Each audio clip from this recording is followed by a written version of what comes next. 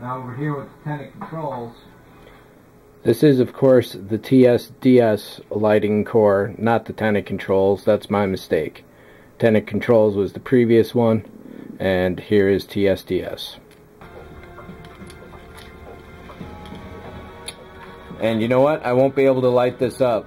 As I was putting this away last time from the review, just as many people had mentioned, the power connectors to the board basically snapped off. So I've got to put these back on before I can actually show you how this works or looks all lit up.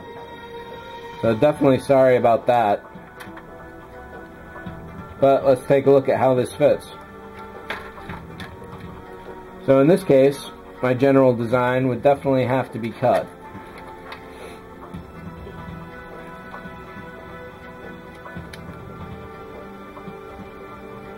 Not too much. Basically all the rails would still have a good amount of connecting space on the donut. And the tenant control, or the, sorry, TSDS board here, once it actually fits in here, it'd probably sit pretty flat. I really wish I could light this up.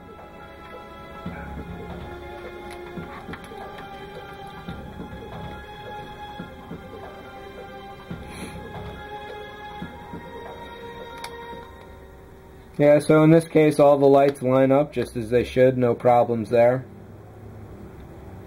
It would definitely be a really big effort to cut all this down, and since I don't know which core I'll be using yet, I'm going to leave that decision until last.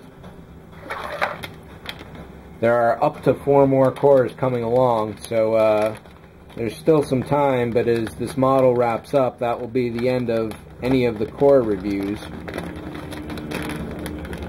And we should have at least 2 more coming in. So, for the final review, I'll have the TSDS fusion core here working. I can't forget to put this in the pack, of course. So dealing with the freezer tube wall, this is the basic layout that I've got for the LEDs I'm thinking about. I've gone heavy in this area because of the landing pad. I got to shoot light over it from both sides to make sure there's no dead spots on the wall. Then I've got this one LED out here because I will be needing one to put in the landing gear well itself.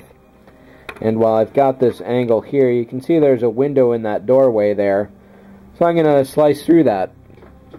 And we'll be able to have a few different little lights going on down here. Not a lot because the whole fusion core has to be blocked off to protect it from that.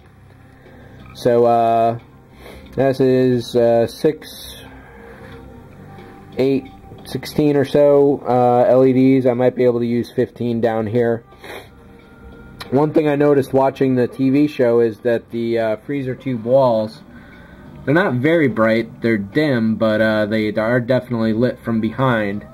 And it looks like a similar manner to this, bouncing light off of a reflective surface and into them.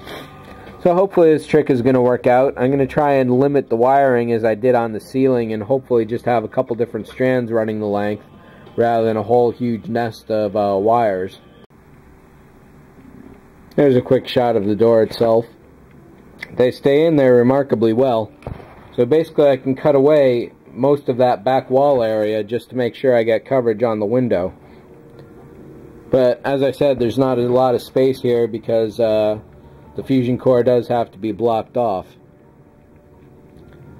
But that'll definitely add a nice little bit, and I got to figure out where best that one LED is going to go to light up the well.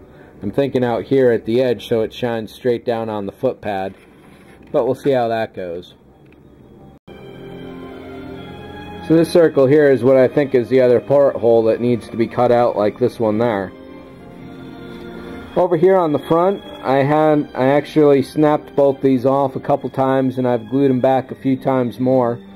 What I'm thinking about doing is just getting some brass and replacing these. One thing I'm not sure on is the fit here. If there's supposed to be this kind of gap, the front glass goes in here. That's what that probably is. And I think I glued this piece in. Shit. I'll have to think about that. In fact, I'll check it out now. Nope, goes on the inside, so everything is set. Definitely need to wash the windows, though. But, like this obvious seam here, I don't know if that's supposed to be a double ledge, or if that in there is supposed to be filled, so I'm going to have to find out about that. This top seam up here isn't all that great either. But overall, that's where everything stands. A lot of parts need to be painted next. Then I can start proceeding further. I don't want to paint the floor until the very last moment.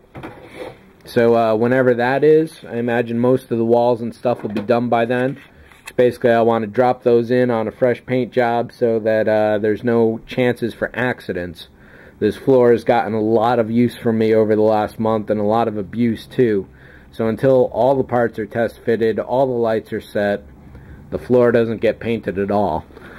The one thing I didn't mention was this strip of rail going on here. Basically, these are just a really small I-beam from probably Plastruck. And basically, I just set those in there so the LEDs would have a better base to sit upon. Something more like that than actually sitting against the hull.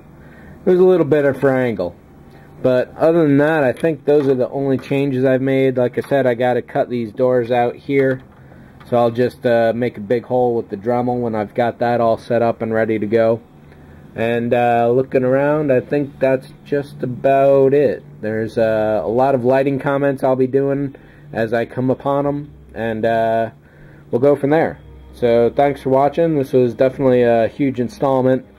So hopefully you aren't bored out of your minds at this point. So, like I said, thanks for watching. Catch you later. See ya.